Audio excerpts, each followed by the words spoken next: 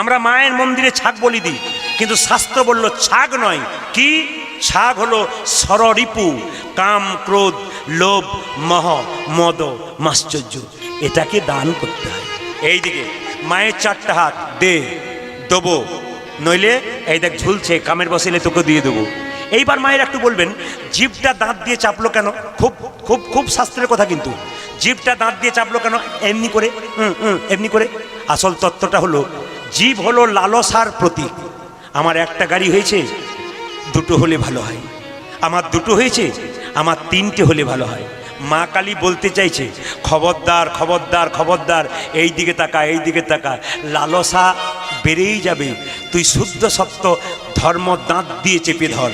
গাড়ি বাড়ি হয়ে গেছে, আর বেশি কিছু চাস না।